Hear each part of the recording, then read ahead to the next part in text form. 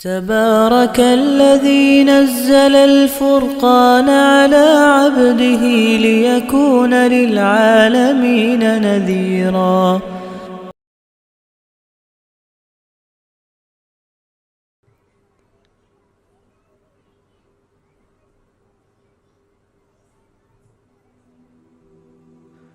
وقال الرسول یا رب. اللہ اکبر. وہ کیا ہی سچویشن ہوگی جب رسول اللہ صلی اللہ علیہ وسلم خود اللہ تعالیٰ سے مخاطب ہوں گے اور کہیں گے کہ یا رب ان قوم اتخذوا هذا القرآن مہجورا. میری اس قوم نے، کوئی شک نہیں، انہوں نے اس قرآن کو، هذا القرآن، اور یہاں اللہ نے لفظ هذا استعمال کیا، ذالک نہیں.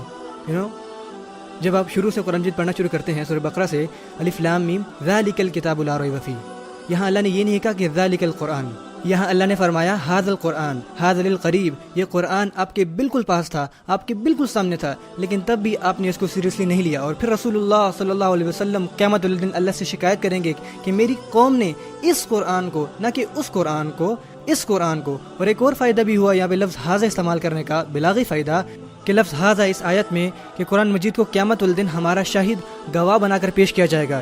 جیسے عدالت میں آپ گواہ لاتے ہو اور پھر ثبوت لاتے ہو اور پھر ان ثبوتوں کی بنا پہ آپ کہتے ہو کہ یہ ثبوت ہے اور یہ انسان مجرم ہے، تو قیامت کے دن قرآن بذات خود ثبوت بن کے آئے گا.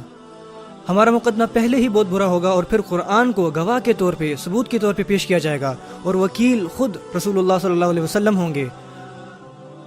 اور وہ قرآن کی طرف اشارہ کر کے فرمائیں گے کہ ان لوگوں نے، میری اس قوم نے، انہوں نے قرآن کو مہجوراً کیا، انہوں نے اس کو مہجوراً لیا. حجر عربی زبان میں کہتے ہیں ترک شیئن، حجرتہ حجراً یعنی ترکتہ، اغفلتہ، آپ نے کسی چیز کو سرے سے فراموش کر دیا، نظر انداز کر دیا، بہت پیچھے چھوڑ دیا.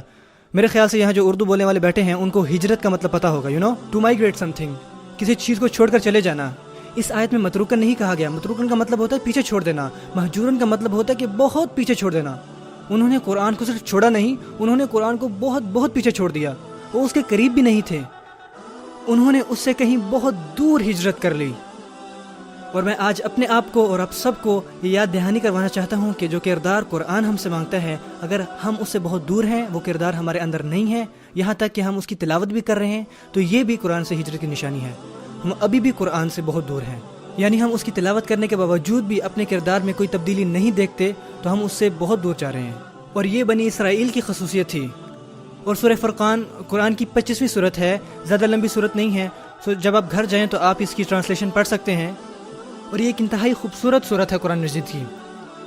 اور اس کے آخر میں پورا کا پورا لکھا ہے کہ مسلمان کا کیسا کردار ہونا چاہیے، مسلمانوں کی شخصیت کو کیسا ہونا چاہیے.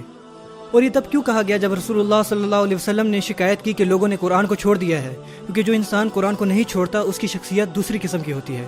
ان کی شخصیت، ان کے کردار الگ ہوتے ہیں، ان کے اعمال کچھ اور ہوتے ہیں، حتیٰ کہ وہ کس کے ساتھ رہتے ہیں وہ بھی مختلف لوگ ہوتے ہیں. وَإِذَا مَرُّوا بِاللَّغْوِ مَرُّوا كِرَامًا، سیم صورت میں ہے، جب وہ غیر ضروری مکالموں کے پاس سے گزرتے ہیں تو وہاں سے مہذب طریقے سے گزر جاتے ہیں، وہ اس میں الجھتے نہیں ہیں، وہ فضول محفلوں میں نہیں پڑتے. قرآن ان کی شخصیت کے ہر حصے پہ اثر انداز ہوتا ہے. ہمیں قرآن کے قریب ہونا ہے. میں سوچتا ہوں کہ میں اور آپ اس کے اور بھی مزید مجرم بنتے جا رہے ہیں، اور ہمیں اس کے بارے میں فکر مند ہونا چاہیے. ایک دفعہ گھر پہ میری بیٹی قرآن مجید پڑھ رہی تھی، اور وہ سیم یہ آیت پڑھتی ہے، اور میں اس کی تجوید چیک کر رہا تھا، اور اس نے جب یہ آیت پڑھی تو میں رونے لگ گیا. تو وہ مجھ سے پوچھتے کہ اب آپ کیوں رو رہے ہیں؟ میں نے کہا کیونکہ جو اللہ نے یہاں فرمایا ہے. اس نے پوچھا کہ اللہ نے یہاں کیا فرمایا ہے؟ میں نے کہا کہ وہ کہہ رہے ہیں کہ رسول اللہ صلی اللہ علیہ وسلم کچھ لوگوں کے بارے میں شکایت کریں گے جنہوں نے قرآن کو چھوڑ دیا ہوگا. تو اس نے کہا کہ پر ہم نے تو قرآن نہیں چھوڑا، ہم تو پڑھ رہے ہیں. اور میں نے کہا کہ بیٹا اگر یہ صرف پڑھنے کے بارے میں ہوتا تو زیادہ آسان ہوتا، یہ صرف پڑھنے کے بارے میں نہیں ہے. ہمیں اس کتاب سے محبت ہونی چاہیے. کیا ہم یہ ثابت کر سکتے ہیں کہ ہم اس قرآن سے زیادہ محبت کرتے ہیں اس نئی مووی کے مقابلے میں جو آتی ہے، یا کسی ویڈیو گیم کے مقابلے میں؟ کیا ہم اس کے ساتھ زیادہ وقت گزارتے ہیں؟ کیا ہم ایسا بننا چاہتے ہیں کہ جیسے یہ قرآن ہمیں بننے کو کہتا ہے؟ لڑکی اس طرح مضبوط پہاڑ کی طرح دکھنا چاہتے ہیں جیسا وہ ان تصویروں میں دیکھتے ہیں. وہ لڑکیاں کسی اور کی طرح دکھنا چاہتی ہیں. لوگ ایک دوسرے کی طرح پیسہ کمانا چاہتے ہیں، لوگ ان کو ایڈلائز کرتے ہیں. لیکن کون آپ صلی اللہ علیہ وسلم کی سنتوں پہ عمل کرنا چاہتا ہے، جن کی زندگی ہمارے لیے ایک بہترین مثال ہے؟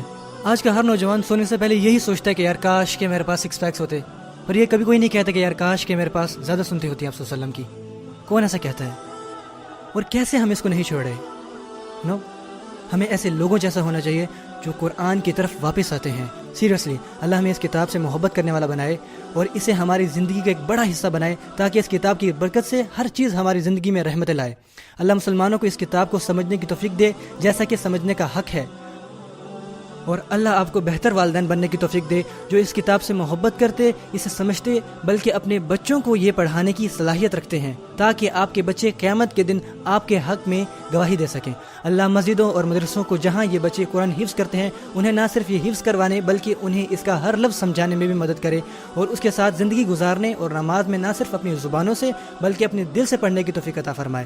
اللہ ہمیں ان لوگوں میں سے بنائے جو واقعی قرآن کے ساتھ جیتے ہیں اور قرآن ان کے دل میں موجود رہتا ہے.